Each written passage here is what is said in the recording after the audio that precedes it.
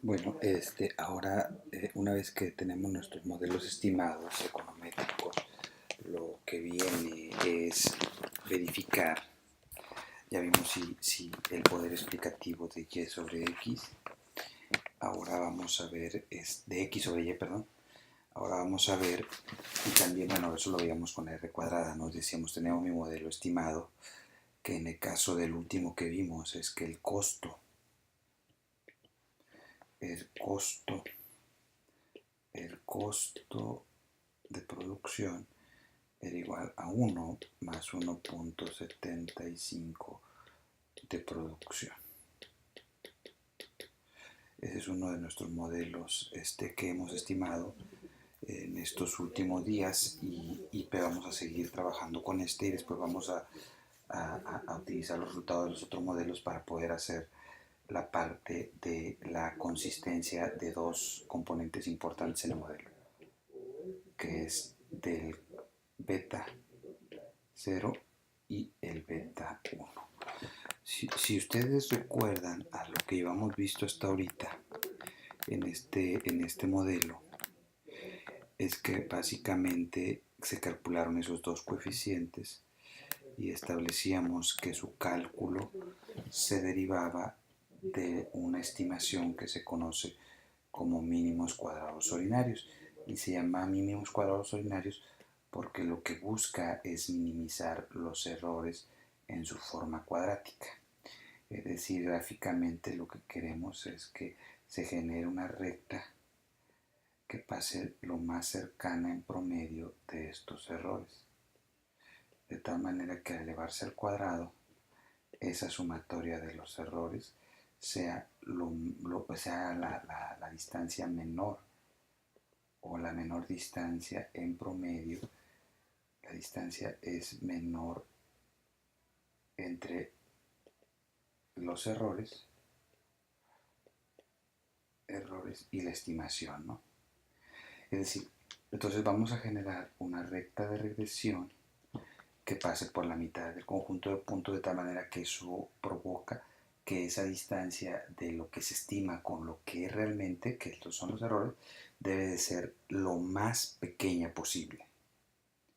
Entonces ese es uno de los objetivos de mínimos cuadrados ordinarios, minimizar esa distancia de los errores, que no es otra cosa que el valor original de y menos la distancia que hay con respecto a lo que el modelo me estima. Ok, derivado ya de ese análisis, obtuvimos algunos resultados, ¿sí? También para que estableciéramos la fortaleza del poder explicativo de x sobre y. En este caso, el modelo calculaba un estadístico que es el estadístico de r cuadrada, o que nosotros también le llamábamos, o se conoce, bueno, más bien dicho, como coeficiente de determinación. En lo que me dice es que la producción explica el 98% de la variación del costo. Eso lo obtuvimos a través de la descomposición de cuadrados, sumatoria de cuadrados totales, sumatoria de cuadrados residuales y la sumatoria de cuadrados explicados. Esos tres componentes permitían hacer una dimensión de qué tanto poder explicativo tiene la variable que explica sobre la que queremos explicar. Bueno, hasta ahí hemos hablado únicamente de la relación de las variables. Ahora tendríamos que preguntarnos lo siguiente. Esos coeficientes que yo he estimado de beta 0, beta 1, que están estimados por mínimos cuadrados ordinarios, ¿son realmente significativos? Eso es lo que tenemos que preguntarnos. ¿Son significativos?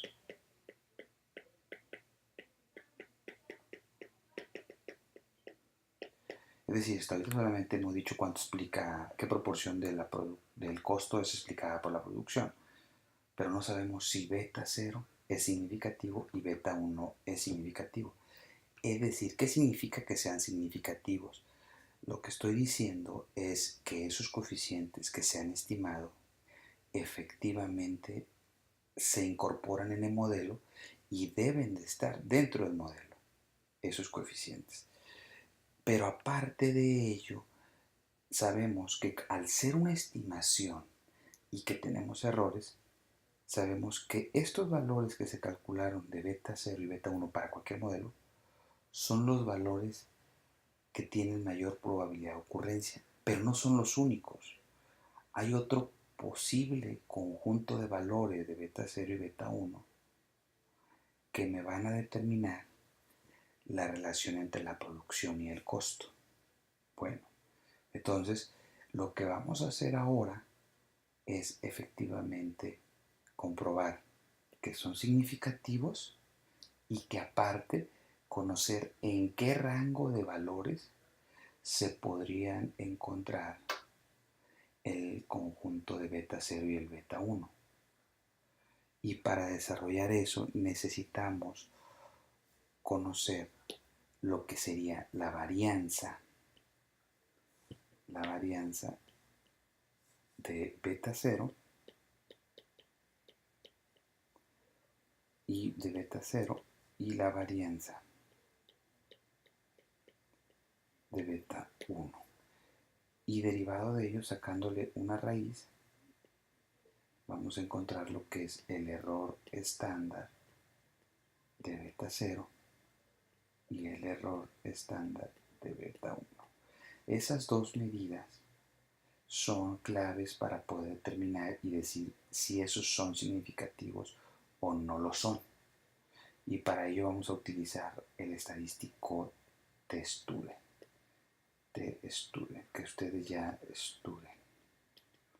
que ustedes ya revisaron en lo que es estadística. Entonces, eso es lo que vamos a hacer ahora. Verificar si beta 1 y beta 0 son significativos y en qué rango de valores se encuentra cada uno de esos coeficientes que se estimaron. ¿Sí?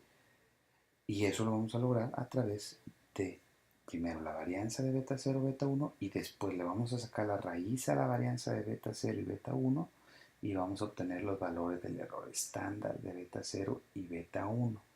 ¿Sí?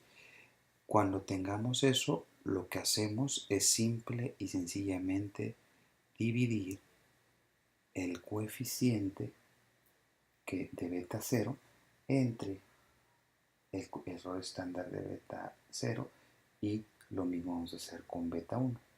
Vamos a calcular el valor de beta 1, lo vamos a dividir entre el error estándar de beta 1 y vamos a obtener lo que serían esos estadísticos de T-Student. ¿Sí? Y con eso vamos a establecer si son o no significativos. Y una vez que ya lo definimos, vamos a establecer qué rangos se ubican los valores que hemos calculado de beta 0 y beta 1. Pues vamos a empezar entonces primero proporcionándoles la fórmula de lo que serían las varianzas de cada uno de ellos. ¿Sí? A manera de ejemplo vamos a hacer entonces el ejercicio de producción con costo y después ustedes estarán calculando esto mismo para los modelos que hemos trabajado ya previamente en los ejercicios que dejamos la semana pasada. Podemos ya empezar a desarrollar esto.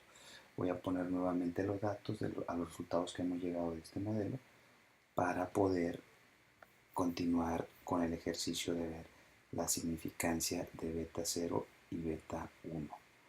¿Sí? Voy a borrar todo y vamos a volver a iniciar haciendo todo el ejercicio. Entonces el modelo es costo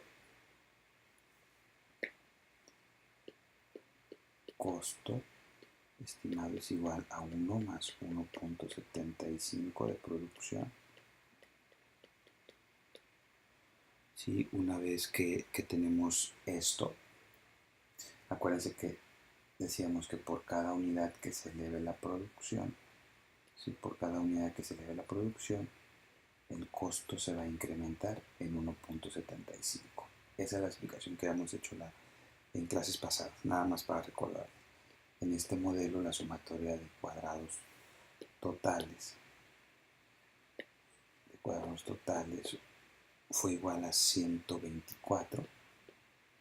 La sumatoria de cuadrados explicados fue igual a 122.5 y la sumatoria de residuales al cuadrado fue igual a 1.5.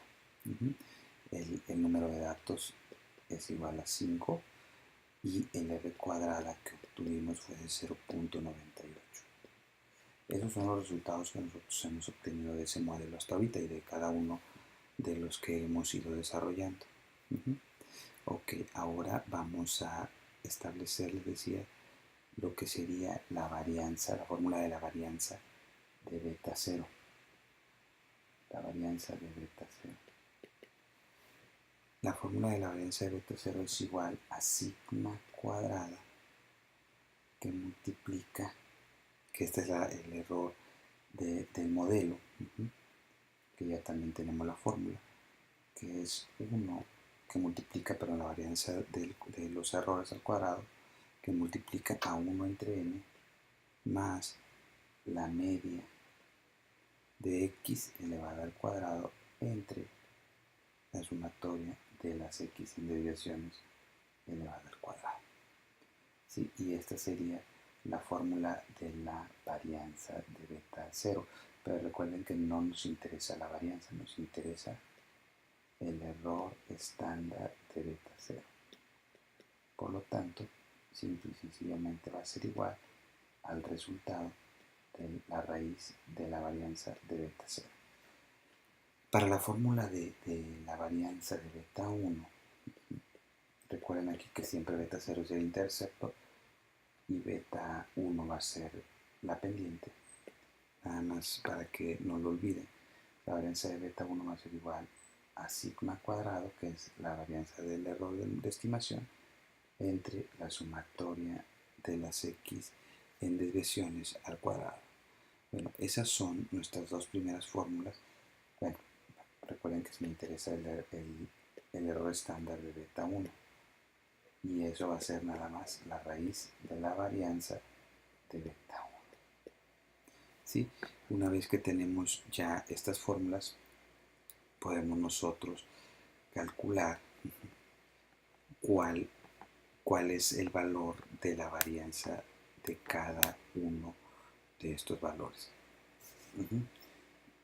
La fórmula de la varianza, porque es algo que está implícito en ambas, va a ser igual a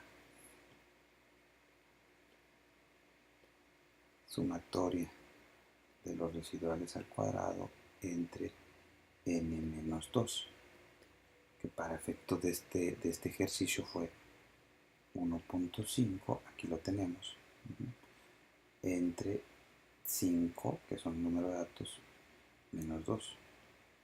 Eso me queda igual a 1.5 entre 3 y por lo tanto la varianza es igual del modelo, es igual a 0.5.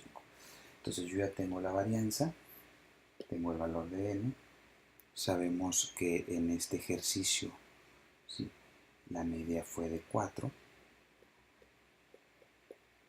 Si gustan pueden ir a revisarlo. Entonces sabemos que ya tenemos la media, la vamos a elevar al cuadrado, y la sumatoria de x entre y, de x en desviaciones al cuadrado es igual a 40. Entonces ya también tenemos este valor. Como quiera ustedes pueden revisarlo en el ejercicio que hicimos, pero esos son los datos que llevamos calculados hasta este momento. Entonces, si ustedes se dan cuenta, tenemos todos los elementos para poder calcular la varianza de beta 0. Voy a borrar por una cuestión de espacio y ahorita vamos a seguir con vamos a hacer primero la de beta 0 y después vamos a hacer la varianza de beta 1, ¿sí?, para poder conocer cuáles son esos valores, ¿no? La idea es que tengamos la menor varianza posible de los coeficientes que se están estimando. Es decir, si yo estoy hablando de beta 0 y beta 0 me salió 1, si beta 0 me salió 1, entonces yo esperaría que no fuera tan grande, porque entre más grande sea, mayor probabilidad de error voy a tener para poder explicar el comportamiento de una variable. Entonces nosotros en nuestros modelos lo que queremos es que tengamos la menor varianza posible de los coeficientes, porque eso me da una mayor certidumbre en cuanto a lo que estoy tratando de explicar. En la medida que esa varianza sea más grande, significa que voy a tener una menor precisión en cuanto a la predicción de la variable que quiero explicar, que en este caso es costo. Entonces vamos a iniciar calculando lo que sería la varianza de beta 0. Entonces decimos la varianza, dice la fórmula, la varianza del modelo, del modelo, o la varianza de la estimación, si lo quieren decir así, o la varianza del error de la estimación, es, digamos, una forma distinta de decirlo, es lo mismo, va a ser igual a 0.5 en este caso, y eso va a multiplicar, según la fórmula, a 1 entre n, son 5 datos, más la media al cuadrado, que en este caso son 4 al cuadrado, entre la sumatoria de x cuadrada en desviaciones, que es 40. Aquí ya tengo todos los elementos de la fórmula y puedo proseguir para poder hacer el cálculo. Entonces esto me quedaría igual a 0.5, no se mueve, vamos a resolver primero lo de adentro. 1 entre 5 le da 0.20, ¿sí? Más 16 entre 40. Vamos a hacer la operación, vamos a seguir acá, esto se queda así sin cambio, tenemos 0.20 aquí, más la división de 16 entre 40 les da 0.4, y finalmente voy a sumar lo que está dentro del paréntesis, eso me da igual a 0.6, ¿sí? Y la multiplicación de 0.6 por 0.5 me da a 0.3. Entonces esta sería mi varianza de beta 0. Si yo ahora lo que hago es sacarle raíz a eso, voy a obtener el error estándar de beta 0. Sería raíz de 0.3 y eso me va a dar un valor de 0.5477. Si este es el error estándar, lo voy a poner acá abajo, estándar de beta 0 es igual a 0.5477. Lo voy a anotar aquí y ya después vemos cómo eso se aplica. Bueno, ustedes pueden observar el cálculo, nada más es algo muy sencillo, no requiere tanta complejidad, y sencillamente he obtenido el error estándar de beta 0. Después vamos a ver cómo lo aplicamos para ver si son significativos o no. Ahora voy a calcular lo que sería la varianza de beta 1. ¿Sí? Nada más voy a borrar por una cuestión de espacio. Y ustedes ya lo pueden ver el video, pausarlo y ver cómo se hizo todo el procedimiento, pero la idea es esta, ¿no? Calcular beta 0, la varianza de beta 0 y el error estándar de beta 0. Ahora vamos a irnos por la varianza de beta 1. Ok, vamos a hacer ahora, decíamos, la varianza de beta 1 va a ser igual a la varianza del modelo, ¿sí? O a la varianza de estimación, a la varianza del error de la estimación, va a ser igual a la varianza de ese modelo entre la sumatoria de x en desviaciones al cuadrado. Sabemos nosotros, esta es mucho más sencilla, sabemos nosotros que la varianza del modelo es 0.5 entre, ¿qué es lo que tenemos aquí? Entre 40, que es la sumatoria de las x cuadradas en desviación.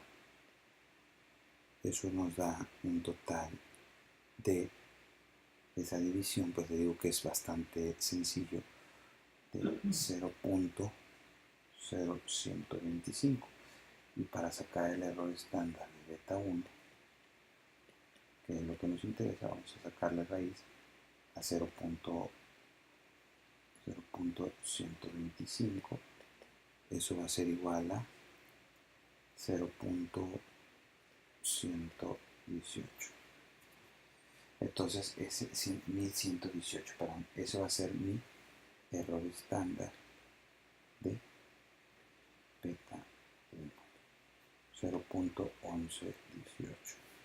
Entonces ya tenemos los dos valores que son los valores de los errores estándar de los coeficientes. Cuando obtenemos eso, simplemente lo que hacemos para verificar esta primera parte, que es la significancia de los coeficientes. Voy a borrar para poder dejar el espacio y hacer la operación. Que sí. Tenemos entonces esos dos valores. El error estándar de beta 0 y el error estándar de beta 1. Teniendo esos valores, vamos a utilizar lo que sería el estadístico T, que con este test student que nosotros llamamos test student, vamos a establecer si el coeficiente es o no significativo. Recuerden que por ya vieron este tipo de distribución, este estudio, lo vieron en estadística, pero sí quisiera decirles que las dos tradiciones que hay en cuanto a los tipos de distribución de las variables aleatorias son la normal y una de estas aproximaciones o una distribución que se aproxima mucho a la normal es la que estudian. Recuerden que la distribución normal, lo que se clasifica o lo que se caracteriza este tipo de distribución es porque tiene una forma campanada de la distribución de probabilidad. Y eso lo que nos dice es que el valor de una variable aleatoria, su probabilidad se encuentra en el centro. Por ejemplo, una distribución normal en una forma campanada y dividimos la distribución en dos partes y aquí tendríamos lo que es la media. Eso es lo que vean en estadística. Entonces, si ustedes observan, toda la parte curveada es una distribución de probabilidad, en donde en la parte más alta es la probabilidad mayor.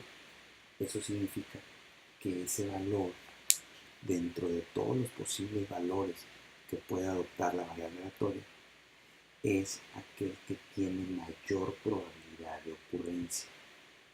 Por eso estas se llaman distribución de probabilidades centrales, porque en el centro de la distribución se encuentra el valor que tiene la mayor probabilidad de ocurrencia. Bueno, estos dos estamos planteando que tanto beta 0 como beta 1 son los valores que mayor probabilidad tienen de ocurrencia. Entonces esperamos que los valores que conocemos de 1 en este caso y 1.75 son los que mayor probabilidad tienen de ocurrencia. Y todos los posibles valores que pueda adoptar se encontrarán en esta área, tanto negativos como positivos. Entonces, este es el escenario posible de los valores que puede adoptar tanto beta 0 y beta 1. Pero nosotros obtenemos en la estimación aquel que tiene mayor probabilidad de ocurrencia, que en este caso fue el 1 y 1.75. Entonces, eso es lo que queremos probar y para eso sirven las distribuciones de probabilidades, que esos valores de beta 0 y beta 1 estén ubicados en el centro de la distribución y por lo tanto tienen una mayor probabilidad de ocurrencia. ¿Sí? Bueno, ¿cuál es la forma en que lo vamos a comprobar? Simple y sencillamente voy a borrar nuevamente ese gráfico que hicimos, nada más quería mostrarles por qué hacemos un análisis de distribución de probabilidad, porque queremos probar que efectivamente esos valores se encuentran en la mitad de la distribución y por lo tanto tienen una mayor probabilidad de ocurrencia. Vamos a probar el test student de beta 0 y vamos a hacer simplemente poniendo el valor de beta 0 entre el error estándar de beta 0. Sabemos que beta 0 vale 1 y el error estándar de beta 0, quién sabe qué pasó, y el error estándar de beta 0 es 0. No quiero ver, aquí está, 0.5477. Ese es el valor del error estándar de beta 0. Y esa división, si ustedes lo comprueban, es de 1.826. Y vamos a hacer lo mismo para el test student de beta 1. Sí, y va a ser beta 1 entre el error estándar de beta 1. Sabemos que beta 1 vale 1.75. Y el error estándar de beta 1 es 0.1118. De tal forma que la división de eso me da 15.653. Tenemos dos opciones para saber si son significativos. Podemos utilizar los valores estadísticos que aparecen en la tabla test student de cualquier libro de estadística que aparece al final en las tablas de distribución de diferentes distribuciones. Bueno, vamos a encontrar la distribución T, la distribución G cuadrada, la distribución test student, hipergeométricas, la distribución F, es decir, una cantidad de distribuciones de probabilidad, distribución uniforme. Pero nosotros en la cuestión de los modelos econométricos asumimos que tenemos normalidad, entonces vamos a utilizar la tabla de test student, que es una aproximación a la normalidad conforme el valor de datos es creciente o mayor a 30 y que es entre más grande se aproxima más a una distribución normal, es tipo Z. Entonces lo que podemos hacer es ir a ver la tabla de distribución y en base al número de datos y al nivel de confianza podemos establecer cuál es ese valor de test student. Esa es una forma. Y la otra es un cálculo universal que utilizamos los economistas. ¿Sí? Voy a empezar por este último, cálculo universal. Nosotros en economía y en estadística, voy a hacer un paréntesis, hablamos de nivel de confianza.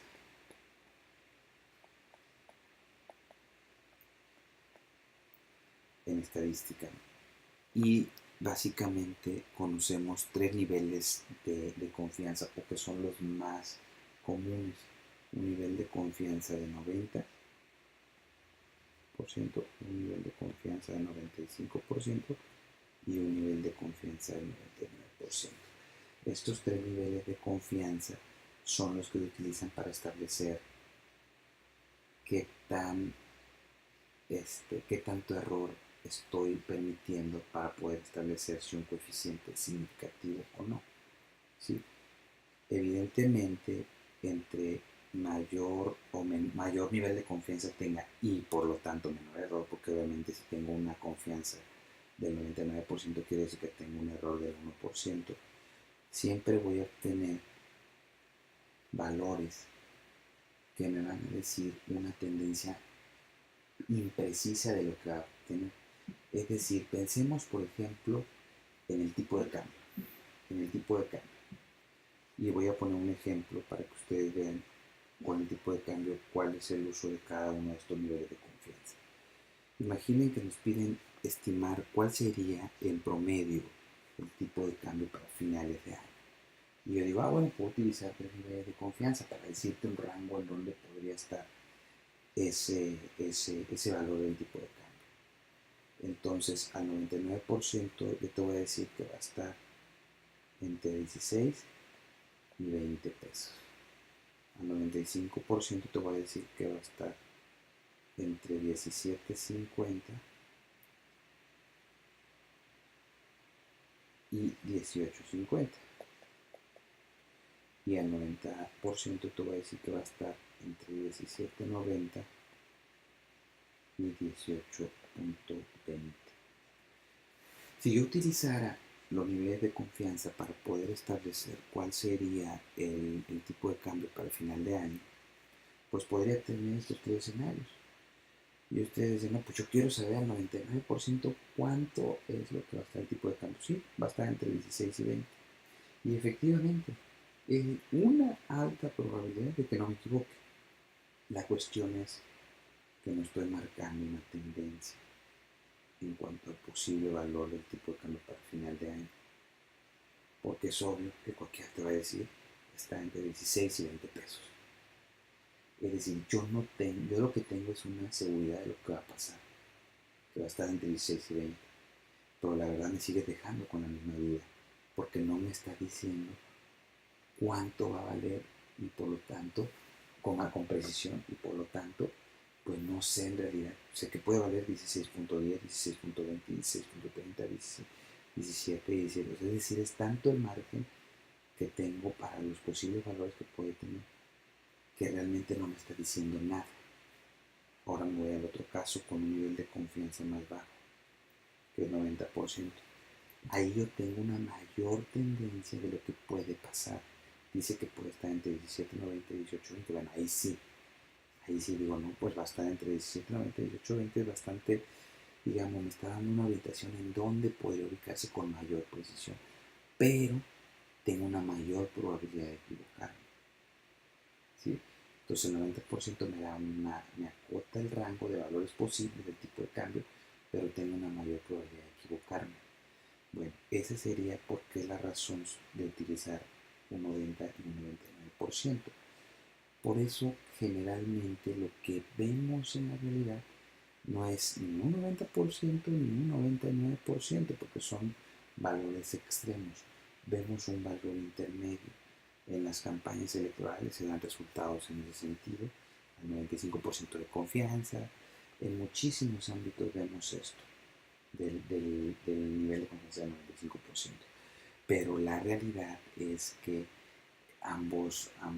bueno, en este caso el 95% es el que es el punto intermedio. Por eso es que tiene una mayor utilización. No cae ni en un extremo para tener una mayor precisión, ni en un extremo donde tengo un rango muy amplio y donde probablemente no me voy a equivocar, pero no me marca una tendencia de cuánto podría estar. Entonces, esa es la razón por la que se trabaja al 95% de confianza, porque tenemos una menor probabilidad de caer en un extremo ni en otro, ¿no? Entonces, eso.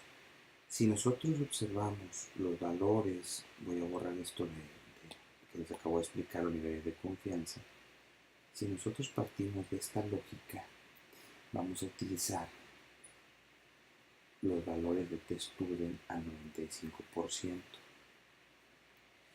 Y en ese sentido, el T-Student, cuando N es mayor a 30 y manejamos un error de 0.05% de confianza, lo que nos dice es que el valor de T en libros es 1.96, es decir, en su tablita de T-Student.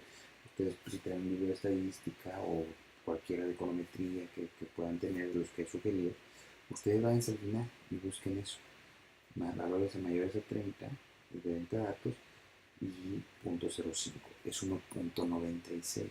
En este ejemplo es un ejemplo de 5 datos, pero es un ejemplo para poder realizar todos estos cálculos de manera sencilla. En la vida real vamos a utilizar más de 30 datos. Este sería el criterio universal que utilizamos los economistas, que al utilizar 30 datos a un 95% de confianza, el valor de T-Student es 1.96. Entonces, los economistas lo que hacemos es, decimos, lo vamos a aproximar a un valor de 2 el T-Student. Y decimos, ok, si el T-Student de beta 0 y el T-Student de beta 1, ambos sobrepasan el valor de 2, son significativos.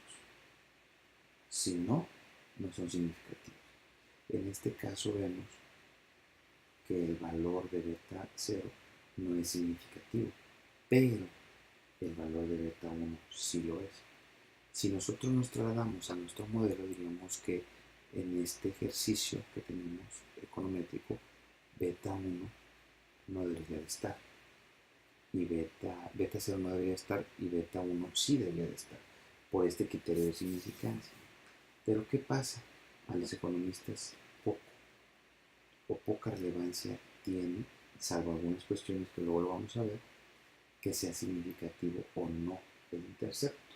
Generalmente el intercepto se deja, aun cuando no sea significativo, sobre todo en este caso que no está muy alejado del 2. El que nos interesa bastante, ahora sí hasta lo remarco infinidad de veces, es el beta 1. Este es el que debe de cumplir esa condición, que sea mayor a 2. Si esto es así, entonces el beta 1 va a ser significativo. Pero ¿por qué nos interesa el beta 1? Porque simple y sencillamente es el que está vinculando directamente a la variable independiente con la variable dependiente. Entonces, por esa razón es que es de suma relevancia para nosotros que ese valor cumpla esta condición, y por lo tanto este coeficiente sería significativo, el beta 1. ¿Sí? Entonces ese va a ser un criterio. Si ustedes van y buscan el valor exacto, voy a borrar aquí, me emocioné. Pero si ustedes van y buscan en su tabla de TestStudent el valor, en este caso, de T en tablas, van a ir y buscar en la columna que está de manera horizontal n, y este n deben de buscarlo como el valor de 5,025, porque estamos hablando de los cuales de distribución van a ser de 3,182. ¿Sí? Ese es un valor. ¿Por qué? Porque este es pequeño y no es mayor a 30. Por eso es que se aleja de este valor. Pero nosotros en realidad no vamos a manejar modelos de 5 datos. Esa es la realidad. Entonces, lo que vamos a hacer es básicamente, vamos a utilizar modelos de más de 30 datos, que es una condición necesaria para la normalidad. Entonces, sí quiero que también tengan en cuenta esto. Cuando construyamos nuestros modelos, son modelos de más de 30 datos, o lo que sería 32. ¿Sí? ¿Por qué? Porque cuando calculamos el modelo, calculamos beta 0 y beta 1. Eso me come 2 datos. Entonces yo debo de tener efectivo 30 datos. Entonces si voy a calcular beta 0, voy a calcular beta 1, me van a quitar 2 datos. Entonces, si yo tengo 30 datos, voy a tener 28. Entonces no estoy cumpliendo una regla de normalidad. Entonces, para que yo tenga una condición de normalidad, el número de muestras que debo de tener por número de datos de cada variable debe de ser mayor a 30 datos, ya eliminando los coeficientes que se calculan. Si yo estoy calculando en este modelo 2, yo tendría que tener 32 datos. Si tengo 35, voy a tener 33. ¿Por qué? Porque voy a quitarle los dos valores que utilicé para calcular beta 0 y beta 1. Si tuviera un modelo con 3 beta 0, beta 1, beta 2, entonces yo le tendría que quitar a mi muestra 3 datos, porque calculé 3 coeficientes, y entonces voy a necesitar una muestra de 33 datos. Entonces, estas estadísticas de la tabla realmente poco las utilizamos, porque realmente trabajamos con datos de más de 30 datos. Entonces utilizamos este criterio universal del 2 y decimos si este es significativo y este es significativo, siempre y cuando cumplan esa regla. En este caso, aunque el coeficiente de beta 0 no es significativo, es poco relevante en un modelo que lo sea. Entonces, y como es muy cercano, lo podemos dejar, ¿no? Sin ningún problema. Y el que me interesa muchísimo que cumpla esa condición es el coeficiente coeficiente que está acompañando una variable. En este caso, el coeficiente de este modelo de beta 1 sí es significativo y por lo tanto tiene un poder predictivo de la producción sobre el costo. Es decir, ya con esto hemos terminado una parte fundamental del modelo que nos faltaba. Si podemos decir que lo que hemos estimado es significativo y por lo tanto entonces el valor de 1.75 sí es un valor que esté representando la relación entre producción y costo. ¿Sí? Ok, nada más no lo confunda. R cuadrada es para ver qué tanto poder explicativo tiene la producción sobre el costo. ¿Sí? Y eso lo calculamos con la descomposición de cuadrados. Si decimos que es 98, entonces el 98% de la variación de costos explicado por la producción. Y este procedimiento es para ver si el coeficiente beta 1 que está involucrado en el modelo permite establecer una relación entre producción y costo. ¿Sí? Es obvio que al tener R cuadrada muy alto vamos a tener coeficientes muy significativos. Coeficiente de beta 1, que es el que más me interesa. Bueno, ahora lo que vamos a hacer es que ustedes practiquen esto que hemos hecho con los ejercicios que ya previamente les he encargado y me lo vuelven a mandar, pero ya con el cálculo del test.